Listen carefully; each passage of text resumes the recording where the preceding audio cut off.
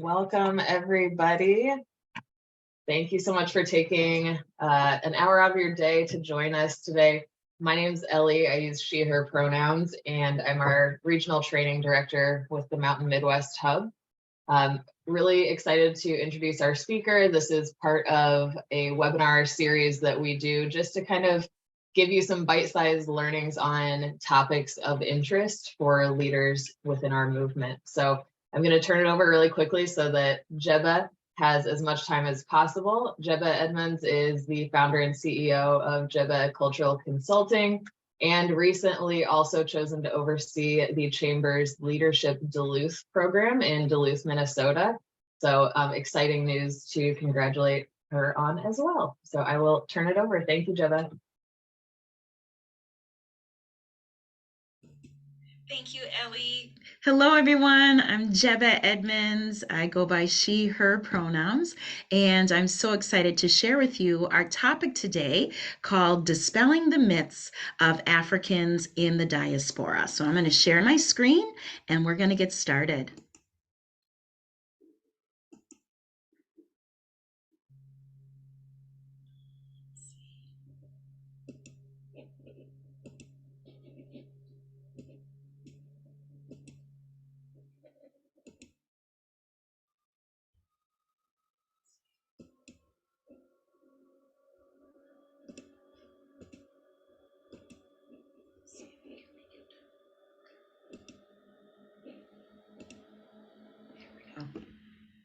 Can we see that okay? Thumbs up? Okay, wonderful. All right, let's get started. So hello, everyone. I'm Jebeh Edmunds here. I am the founder and CEO of Jebeh Cultural Consulting. And being an African immigrant, American immigrant in this country for over 40 years, and having those lived experiences has really put me on this journey of having this business on dispelling the myths of people that look like me, and just share the knowledge that we carry and value. I've been in education for nearly 20 years. I was a classroom teacher for 18 years, and I was also a television news producer 2 years prior. I ended my 18-year career last spring being nominated for the Fine Gold Star Teacher Award. I was nominated for that, and it was just a wonderful honor to have the community recognize me and my contributions with our Duluth children. So my consulting firm is based on the transformation of sending as many multicultural resources to anybody to learn more about your BIPOC neighbors, more about your colleagues, more about how to have these authentic cultural connections with each other. I feel like the more we don't know about each other, that's when fear kicks in. And with this business, I just hope to share my knowledge with as many people as I can. So I was born in a small nation called Liberia. It is founded in 1847, one of the oldest countries in the continent of Africa. And 4 months before I was born, our government had a horrible coup d'etat, which meant it was a whole overthrowing of our government. Our president was assassinated. Members of his cabinet were killed. My grandfather was the postmaster general of the country, and his life was also in danger. So my mother was pregnant with me, her first child, when her whole country was in chaos. That's all she knew. My mother, Bai Metzger, and my father, Emmett Metzger, decided to emigrate to the United States. They were graduate students, my dad in finance, my mom in education, and they never looked back because that was the fear that they had, was how could we raise our daughter in all this chaos. So with that, they raised me in Coon Rapids, Minnesota. Okay. Of all places, we ended up there. And my younger sisters and I grew up not too far from Duluth, Minnesota, where I am at right now.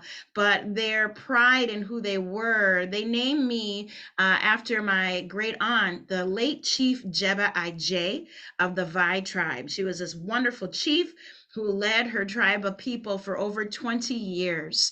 And my father said, there's no one else I would name my child after than her. So I use her name with all her purpose of spreading that leadership with as many people as I can.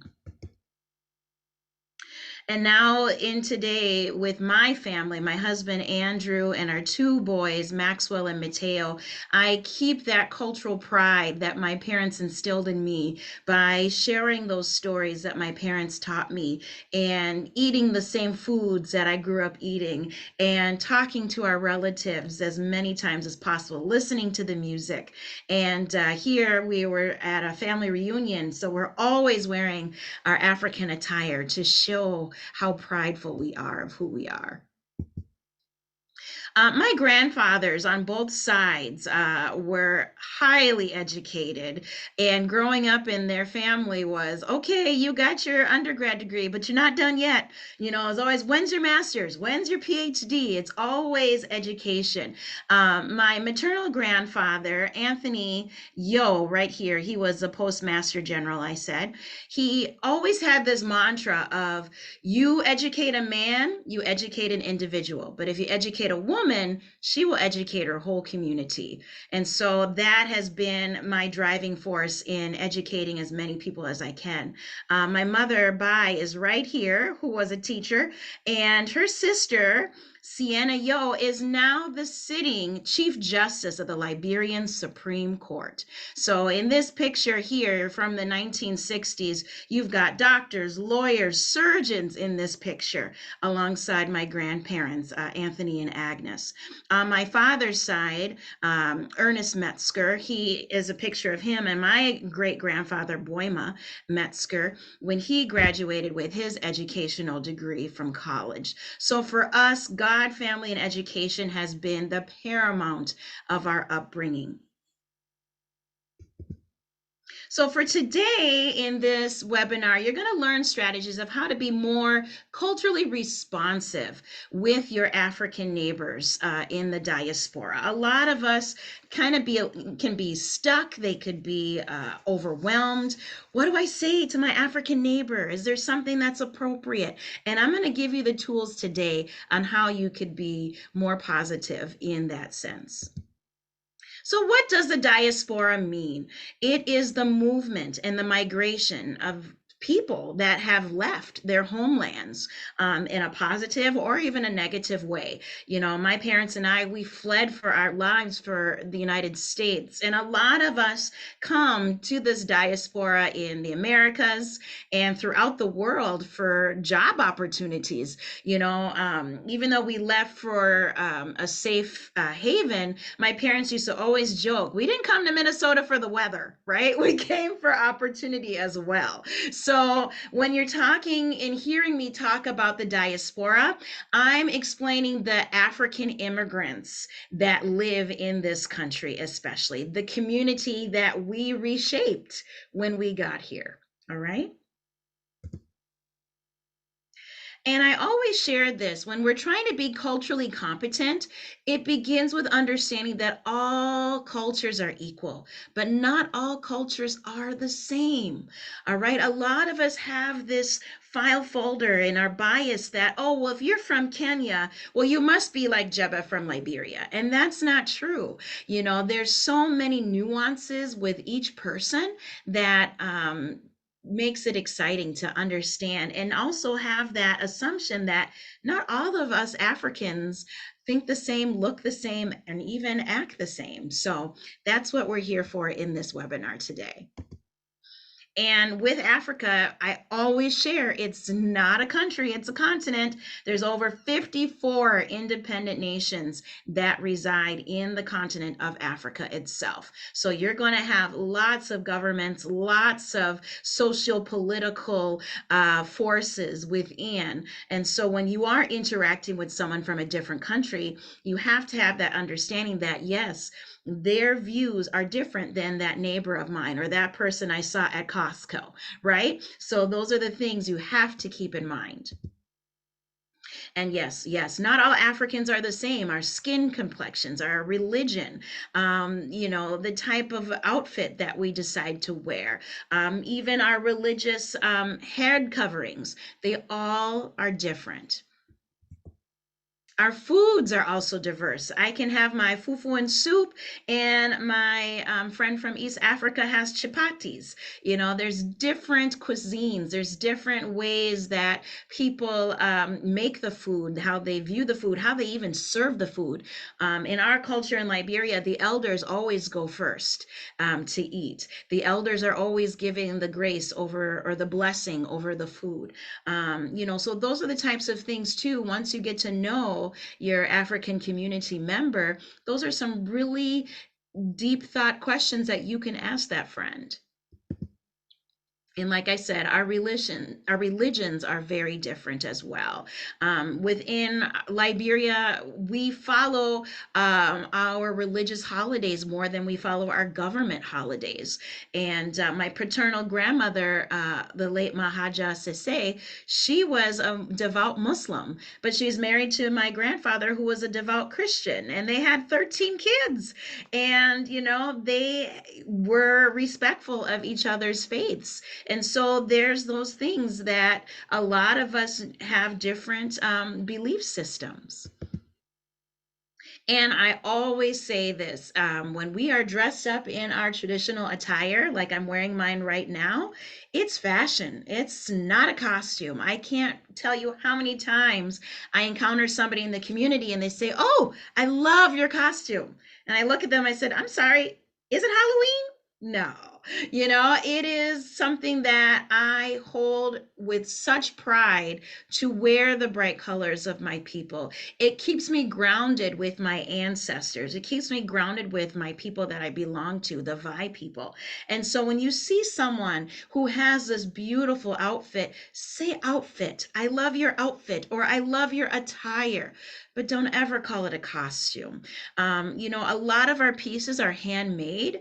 This was custom made for me from Ghana, a seamstress in Ghana that I connected with. And so when you call it a costume, it erases that person's talent and skill that had made and created that piece for that person. Our hair is our crowning glory. And my grandmother used to always say, and crowns should be looked at and not touched. Also with our hair, never touch an African American person's hair. Child too. It takes a lot of skill to maintain our hair, especially in the winter months. And it's also a part of our body. So when you are, encountering that person, even if it's different, it tokenizes us if you try to touch our hair. It fetishizes us that you want to touch a piece of me, a piece of my body. So when you're looking at somebody, eyes on, hands off, admire us from afar. I can't tell you too that there's so many people that are like a moth to a flame, and I'm the one bobbing and weaving, an adult trying to touch my hair, and then that's a big no-no. And with that being said, of our hair textures, our religion, our clothing that we wear, we have over 2,000 different African languages spoken every day, 2,000 different ethnic tribes. And even in Liberia, the size of Tennessee, there's 16 different tribal languages in my country alone. So keep that in mind with all the other languages spoken every day. So there might be a common language of English or French, even Portuguese, but There are also ethnic languages that we speak at home and with our people. So I can communicate with you in one language in English, but when I'm on the phone with my mother or a relative, I'm speaking my tribal language, my Vi, with my relatives. We also value our extended family. We treat it like our immediate family. You know, I have aunts and uncles, over 40 of them, that I address them by Entawani or Uncle Bolo. I never call them by their first name. I'm almost 43, and they would still chastise me if I said, "Oh, hey, Wani, what's up?" And they would say, "Me, excuse me? Who are you talking to?" We're not on that level, Jeb. And what they mean is generationally, I am not at their level. They're at the level of my parents. And so for me to call them by their first name without addressing them as aunt or uncle is a huge, huge insult because it's saying that I want to be to their level. And as a sign of respect, I'm not at their level. I am their niece. And so for me to give them that accolade of that auntie, uncle, that's why we call each other that. That's a big one. Even grandmothers that are not my own grandmother by blood, I still address them as gran or grandpa or papa or grandma. You know, those are the things as a sign of respect is really, really important. And what I also love about our extended family, oh, do we rally when we are together?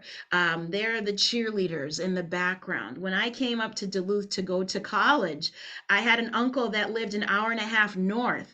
And uncle, you know, because he was best friends with my dad, but I never called him by his first name. It was Uncle Sando. He would stop down, get me groceries, feed me. And when I graduated college, man, was he right there in the audience, you know, to cheer me on. And those are the kinds of community that, you know, like they say, that saying, it takes a village to raise a child. That's what we really put into it when it talks about our extended family. We all are in this together. And like I said, I was never bored or alone growing up. It was always a whole plethora of cousins around. Also, our African attire, like I said, we wear it for special occasions, graduations, weddings, or just going to go check the mail because you feel good. You know, it is something that we love and hold dear everywhere. And it always is bright. Love the bright colors in our wardrobe. We also love getting to know other Africans in the diaspora community. You know, I'm in Duluth, Minnesota, and we have a small group of Africans in the diaspora here from Nigeria, Cameroon, Kenya, and even South Africa. And we get together, you know, every few months with our kids just to keep that community going. It can feel very isolating when you're in a small area and when you have that kinship of others that may not be the same cultural upbringing as you, but you see each other because you go, yeah, I'm African, you're African too. There's just that sense of connectedness. It's hard to explain. There's sometimes that I could go out at Target, for example, and there's just that look that we see each other go, oh, you're African. Oh, you're African too. Where are you from? Oh, I'm from Liberia. Oh, I'm just from, you know, Guinea. Oh, and then we exchange numbers. And my husband's like, oh my gosh, we can't go anywhere without you running into somebody. It's like, yeah, because we see each other, we validate each other, and we know if there's anything that happens, I can give that person a call. Even though I met them at Target, we still have that kinship to say, okay, we're going to look out for each other. And there's something comforting about that. And another thing, too, that a lot of Americans don't quite understand is when you have left your home country, especially in the circumstances that we have left because of war and hardship, we feel that survivor's guilt. And also, we want to make sure that we're taking care of our family back home. So we're constantly going to contribute just a little bit of our paycheck to our family back home to get the needed supplies that they need. I remember when we were in the height of the Civil War, I was in the 6th grade, and I led a whole campaign of donated goods at my elementary school to ship back to my people back home in Liberia because food was scarce. The basic necessities was gone. And, my little 10-year-old self is like, I need to do something. And this is a $41 billion contribution that Africans in the diaspora in this country alone give back to their people back home, and that's something where it's inherent in us to always look out for our family. And even if it's a little bit, a little goes a long way in keeping our family safe. So a lot of people, when I say I'm African, have this picture in the back of their mind. Oh, yes, you had elephants, you lived in a hut. And when I tell them, I said, no, our house was a compound across the street from the U.S. Embassy. And they look at you like, what? You have houses in Africa? It's like, of course we do. And I would tell people, we're not from a different planet. We're right here. We're on Earth too, So yes, our home is not always looking like this. We have different groups of homes, and it's that stereotype that we see, in entertainment, in the news, that it's one lens, and that's just not the case. We have buildings, we have homes, we have electricity, right? And there's a lot of things and stereotypes that a lot of people think when they are encountering people from Africa. We have traffic too, and more traffic. And like I said, lots of buildings, skyscrapers. This is Africa as well. So just some helpful tips just to kind of keep you wrapped around in thinking about this. When you hear my accent, it doesn't neglect my intelligence. My accent is telling you that I am maybe bilingual or even trilingual, and so I have to code switch with the audience that I'm speaking to. And there's some things where a lot of people say, that can be very hurtful. Oh, I can't even understand their accent. Take the time, train your ear, be that active listener, because we're trying to communicate with you the best way possible. And there might be some things where I'm trying to get my thought around it and I have to translate it myself before I could speak it out to you, the receiver. So when you hear that thick accent that I have, it does not negate my intelligence, not anyway. Also, if you have a question, just ask with the best intentions. A lot of people, when they feel intimidated to ask me, it depends on the relationship that you have with that person. And what I would always, always suggest is if you're having a question, and think about practicing it with your best friend. How would this sound if I was speaking to you? So, for example, I would never ask my best friend, how do you wash your hair? What? Right? So if you're coming up to me and asking me that question, I would kind of give you that same response. Huh? Did I hear you right? So think about, with the best intentions of, okay, what do I really want to learn about Jebeh? And if you're trying to, break the ice and you see, me interacting with my kids at the soccer, field, go, oh, wow, I love your name. Can you tell me where that name derives from? Wow, that's the best intention. I'd be happy to share that with you. So those are the types of things that you have to think to yourself. Is this a question I would ask my best friend? And if it's no, then I wouldn't ask it to an African member in the diaspora. And also, we all want our families to thrive and be in peace. So if you see me as your neighbor mowing my lawn, we want all the same things that you want, and I've heard so many times where even in my neighborhood, somebody sees me in my house and they go, oh, do you work here? No, this is my home. My kid is shooting pucks in the driveway. Oh, are you babysitting? No, this is my son. So those are the things where we all want the same things. We all want to live in peace. And we don't speak African. All right. Like I showed you that slide, over 2,000 different languages. And when you hear me, oh, you don't speak African, that's not even a language name, So think about that. We don't, ask us, oh, do you have a mother tongue? That's a respectful way of asking about my tribal language. And I'll be happy to share that with you. And if you hear me and we're interacting in the language that you speak, then ask me in the language that we're speaking. You don't have to feel like you have to go above and beyond. And ask me how I pronounce my name first before you try it. If you see it on paper, oh, I really want to get this correctly. Can you say it first so that I can also repeat it that way? That's a wonderful thing to say. Not, how do I say your name? This is too hard. Can't I just call you Jennifer? No, you may not. I'm getting that name from my parents. It's something special to me. So ask me first how to pronounce it and simply smile and say hi.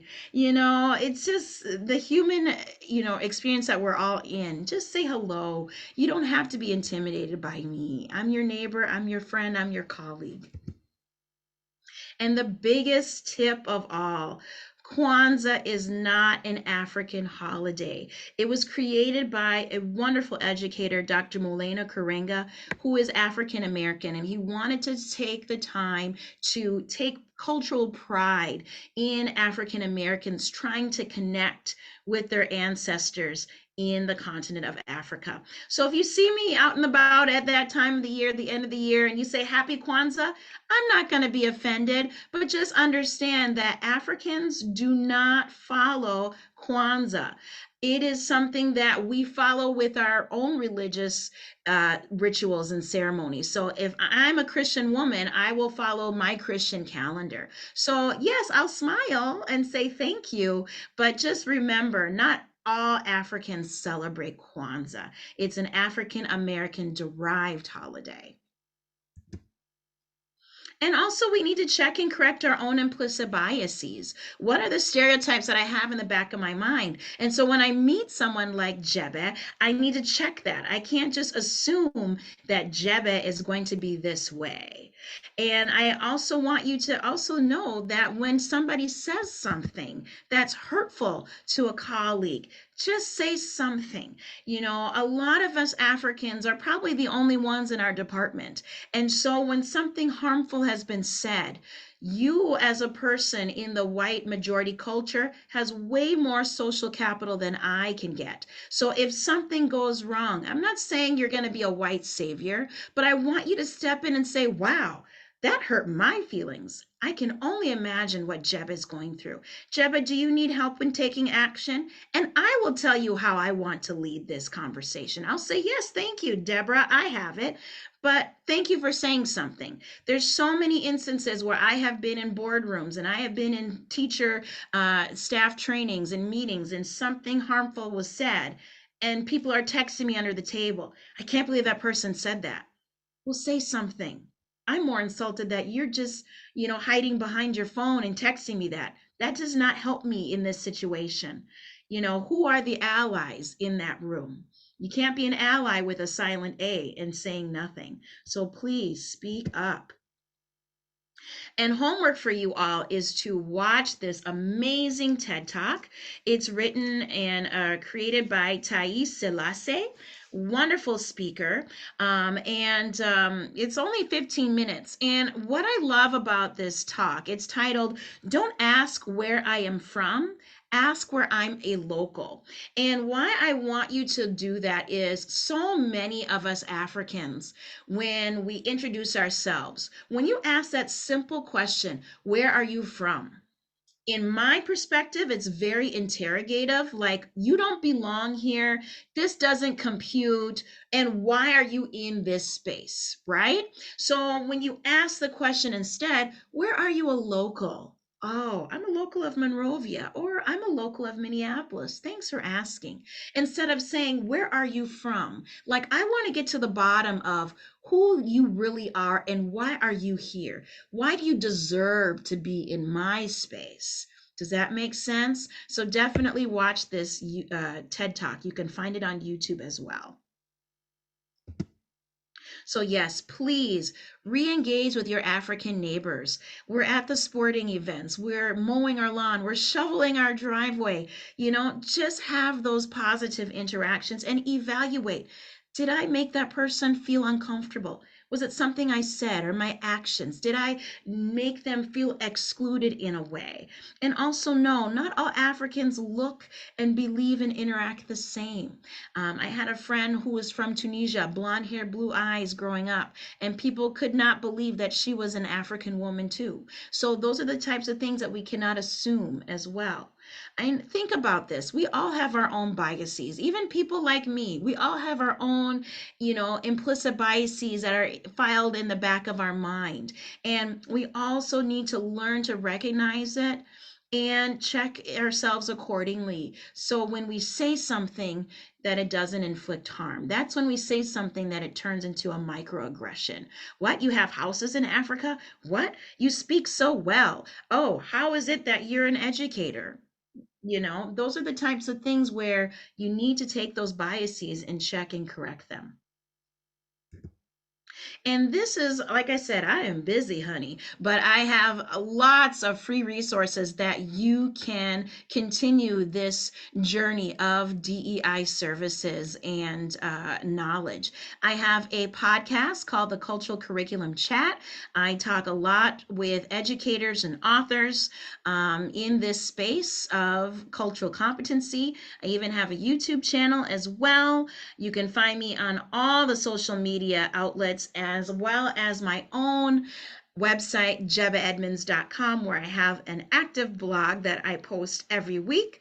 And you can find lots of my curriculum for educators, kindergarten through 8th grade, where you can purchase culturally appropriate African lesson plans and African American history lessons for teachers right at the ready. So I can continue this work in diversity, equity, and inclusion practices.